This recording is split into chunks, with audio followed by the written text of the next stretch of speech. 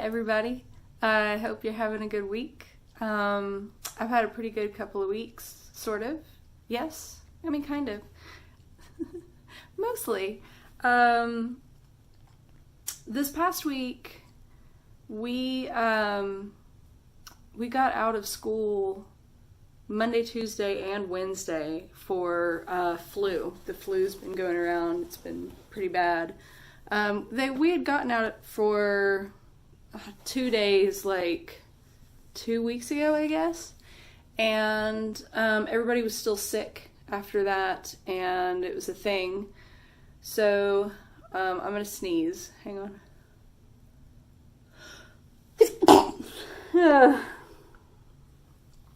Alright. So yeah, we got out for 3 days, and I just kind of chilled. My husband was in Orlando for like 5 days doing trade shows, and when he got back, he had this awful head cold and was miserable. So he slept on the couch because we have recliners and you can like be up, and just turned on Mystery Science Theater. Like, there's a playlist on YouTube, and we played Mystery Science Theater for about 40 straight hours while he was sick. So that was fun for me, not so fun for him. But just like kind of laying around and let myself be in my thoughts. And I wrote some stuff that I think is going to end up in zines, which is really good. And then I had started a zine the week before and broke my printer trying to print out the cover. But I was able to print the cover out at work, and so by popular demand, this zine is called The Silver Guitar, and it has a cardstock cover, as requested. And thank you to everybody who weighed in on that on Instagram. You were right. Honestly, if you're proud of what you've written, then you should have a nice cover. So I drew the cover. It's a portrait of Jens Lekman, and I wrote the story after the first time I met him after a show. And it's typed, and then I've got these kind of collage-y things that I found in a magazine, and also some Sharpie stuff that kind of connects it all together. So this should be ready to go out this week. I'm gonna send 12 out to the usual suspects, and then I'll have a few more left to trade, and I'll probably do a second run of it. I just wanted to do about 20 for now, just so I wasn't feeling like I had to do like sit down and do 50 zines all at once. And it took forever to get it right so that I could print it out. It's still not perfect, but I can just trim it and most of it lines up. It was pretty frustrating trying to print this one. But whatever, it's over now, and I think my printer's broken. I definitely jammed it once and then fixed it, and now it's not printing right. So I was a little frustrated. I haven't really troubleshot it yet, but it might be donezo. But I guess I could get like a proper copier once this printer is definitely dead. But I don't really want to spend a couple $100 on a copier right now, but I will. I will do that thing. Sorry, I'm kind of congested. I can hear my sinuses squeaking in my ears while I'm talking. I hate that. So yeah, that'll be like, I have the order form that I can link below, and I'll have that available for trade or purchase soon. But it'll go out to friends first. 'Cause yeah. So yeah. Sick husband. When he went back to work, I KonMari'd my dresser drawers, and that took like 6 hours one day. And I did some writing, and I just kind of hung out. It was nice to take a break from everything all at once. So I answered some emails and some messages on Instagram, and I recently sent some zines out to people who I'd been messaging back and forth with. But other than that, I really didn't do much. It was kind of nice. So yeah, the week before last, I started reading Ken's zine, Ken Chronicles. He had sent me 43 and I think 49 way back in October, and I really have enjoyed it. It's a nice big zine. It's got good pictures. It's all black and white. The printing is great. My favorite part is, oh no, I liked that too. Okay, so, so 43 has people, places, and things that aren't there anymore. And Ken writes about places like New York City landmarks that used to be there that are not there anymore. And some personal experiences in one of them and things like that. So that was really cool to read. He's a really good writer. And then one of my kids came up to me, I don't know, during a class or something, and he was like, I've had this idea that maybe I would make a zine where it's just about like what I'm reading or watching or what I think about the music that I'm listening to or something like that.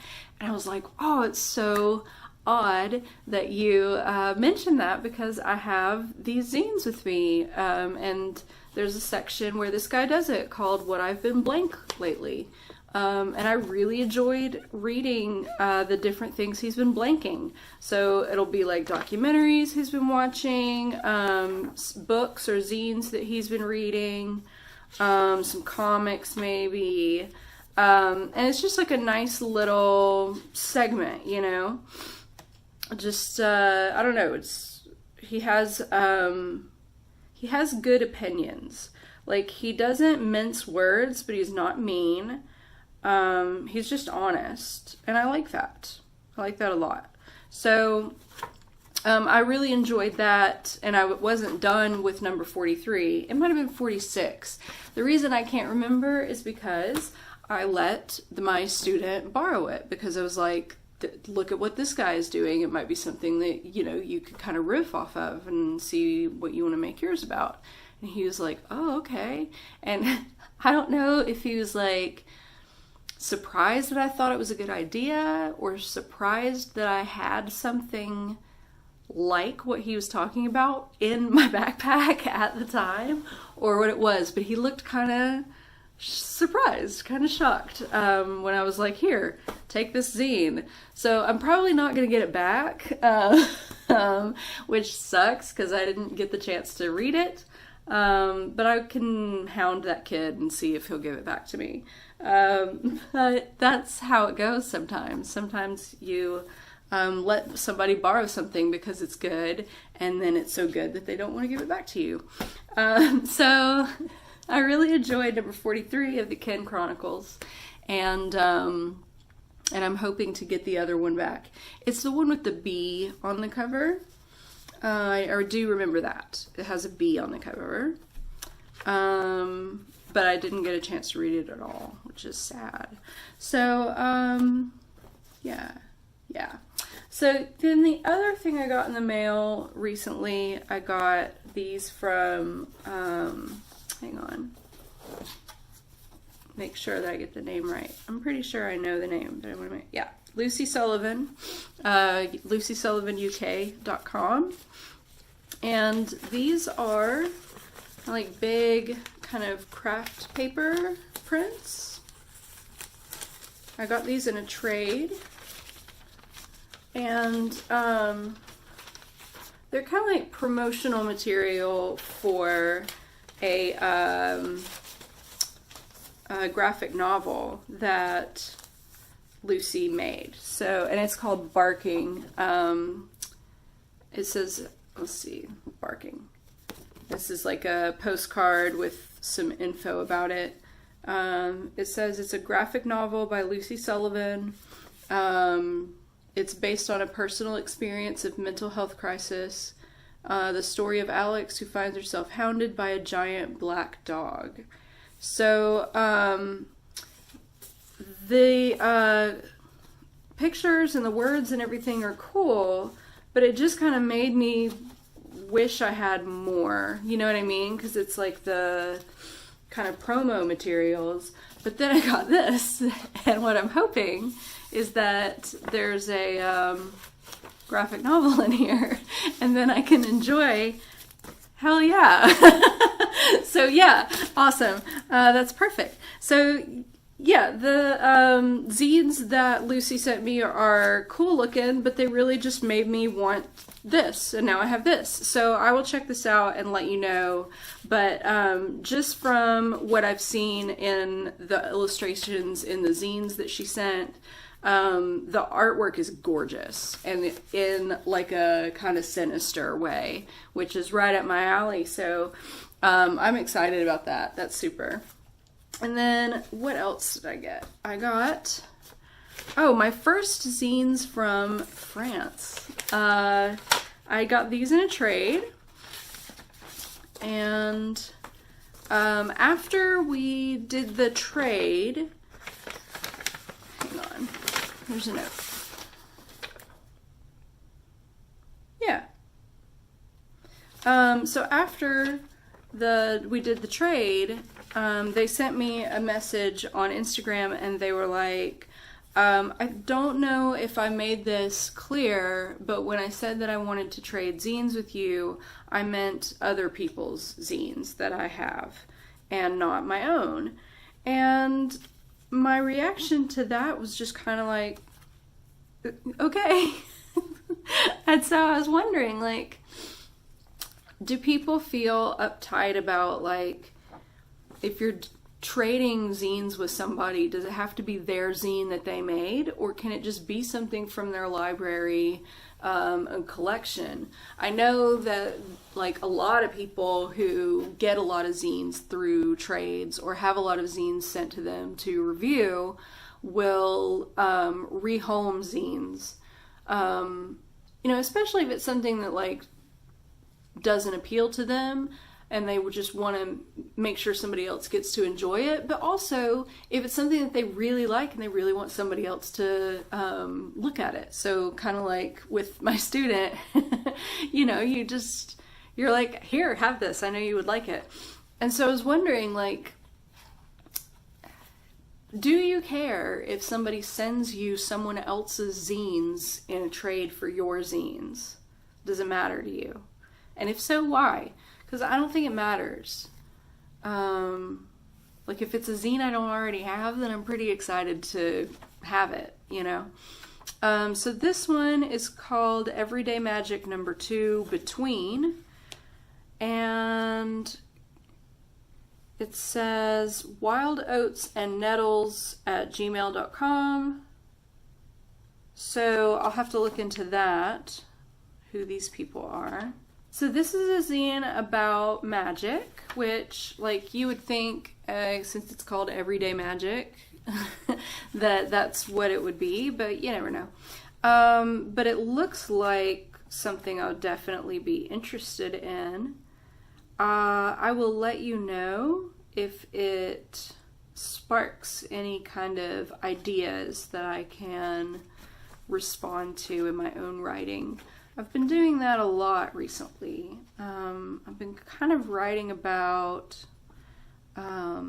ancestor worship and, I don't know, personified deity and that kind of thing. So it's just stuff that's coming out from the things that I've been reading recently. I've been reading several different witchcraft books. I like to read them and then not put anything that they say into practice. I'm just gonna do my own thing, but I like to read what other people are doing and decide if I find any of their ideas useful in any way, or if it's just something that I want to discard. I'm still interested in knowing what people are doing and why they think it's effective. So I've been reading a bunch of stuff and then kind of just reacting to it in my own way. And I actually started going through the first journal I started keeping when I was looking into tarot again and witchcraft and all that shit. I started keeping a journal, and I had to write on the cover of it, "Be dumb," in big letters, because I felt so dumb for wanting to do anything with witchcraft or tarot cards or anything again. And I just kind of said, okay, like, it's dumb, so let's just be dumb. Like, that's the way that I had to think about it in order to let myself do something that I really, really wanted to do and just get out of my own way. Which is, you know, it's a real problem. I'm thinking about just writing or creating in general, and how we call it work. Like, this piece of work, or this is the work that I do, or blah, blah, blah, my work. And I was thinking, like, what if we started just calling it my play? Like, what if you approached it as play instead of work? Or what if you just decided that you weren't going to be uptight about what you made anymore? Like, and I'm saying that as like a mentally ill woman. I've been dealing with depression since I was like 16 or whatever, and I still like have to deal with it. And there are times when I can't approach anything creative. I can't approach it at all, let alone approach it as play, because I haven't washed myself in 4 days or changed my nightgown. I'm not taking care of myself. So I can't do anything creative. Like, it's just not there. So, like, I realize what it sounds like when you just say, like, what if you just decide to not be uptight about creating things anymore? But, like, what if you just decide to not be uptight about creating things anymore? And nobody likes to be called a piece of work. I don't know. That's just something I've been thinking about.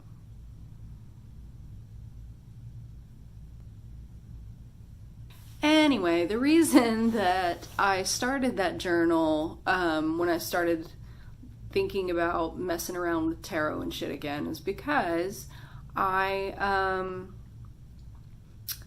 had really kind of lost touch with what I was interested in, what, you know, sparked my imagination.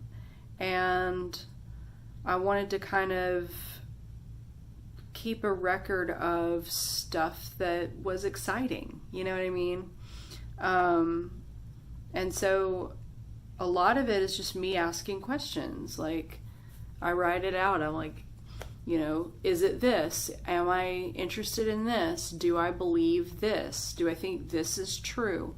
You know, what does this look like for me, for my life, in my practice? Like, those kinds of things.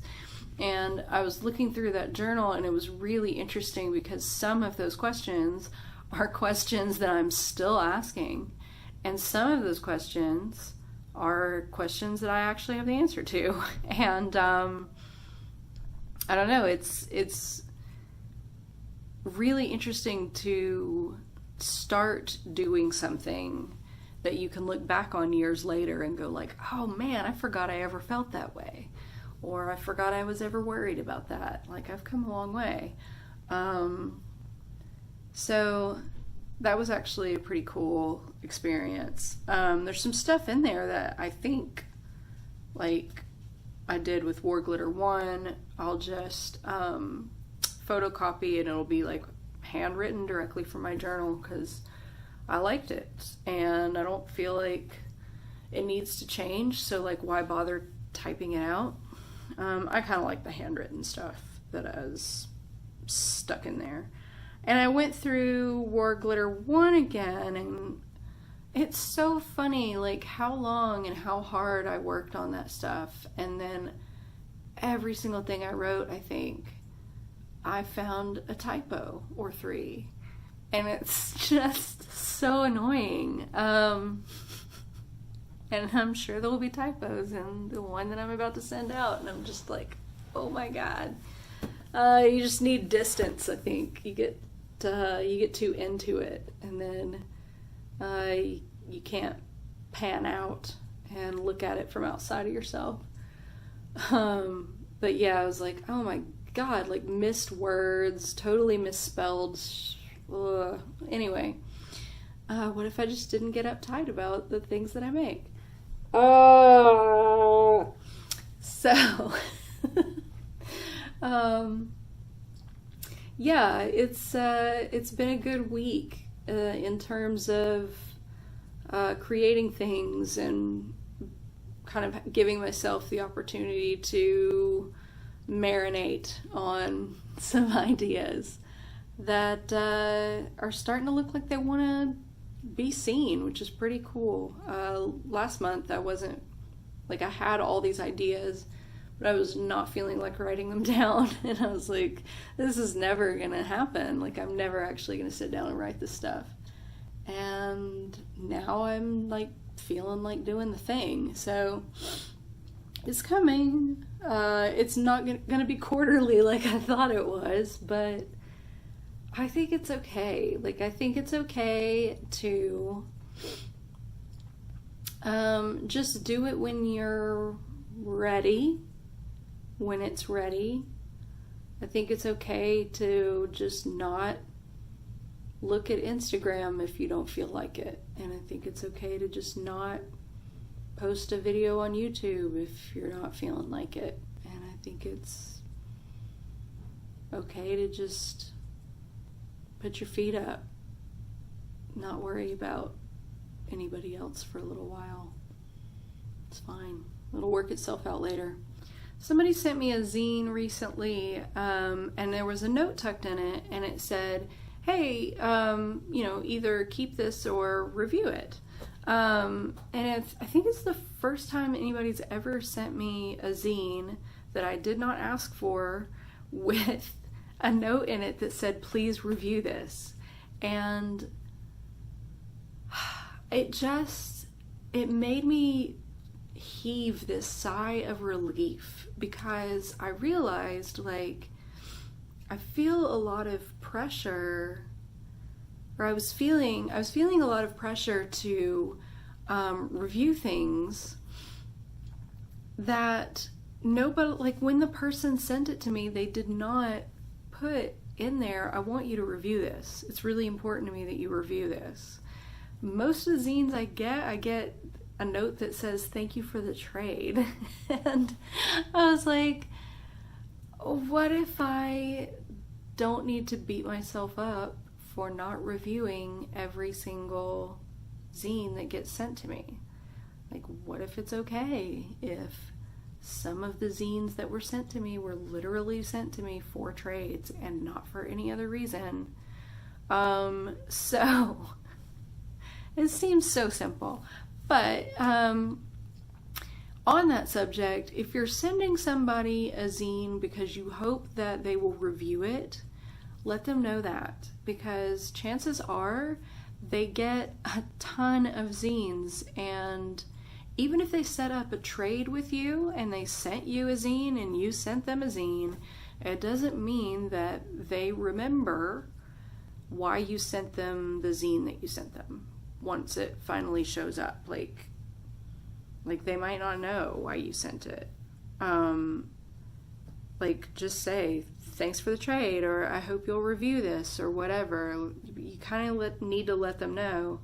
Especially if it's somebody who does zine reviews on the regular, they're probably getting a lot of stuff, and if that's important to you, you should let them know. Or when you set up the trade, be like, hey, can I trade you for some zines? And if you like them, maybe you'll review them. But just tell them that's what you're hoping for, what you expect. Because I know I'm at a point now where I'm getting enough zines to have forgotten who I'm getting zines from and why they're sending them to me. They really might just be sending them to me as a trade, or they might be sending them as a trade and hoping I would review. I don't know. And if they don't tell me, then I don't know. But the person who sent me that, I haven't read the zine yet, but I will. And I will show it on the channel afterwards, because it was just so nice for them to ask me to review it, because it made me realize that all of these other people who had sent zines to me had not explicitly asked me to review them. And so maybe I just needed to calm down about it. Thank you, Ken, for sending me the Ken Chronicles. Thank you to Lucy Sullivan for sending me Barking. And thank you to God Save the Queer for sending me Everyday Magic #2. Even though you didn't make it, you were exactly right. It looks like something that I will really be into. So I'm excited about that. And I'm excited to get into this too. I will let you know what I think about it. Hopefully next week. I'm actually being pretty good about reading recently, so it shouldn't take too long for me to get through it. I don't really have anything else to say. So there's this family trait on my mom's, well, it might be on both sides of the family, where we are really terrible at getting off of the phone. And that's how I always feel about the ends of my videos. So if you would like to send me some stuff, my address is down in the thing, and so are links to everybody I talked about today. And I will try to do another one of these next week and fill you in on what's going on. And in the meantime, keep making and do it yourself.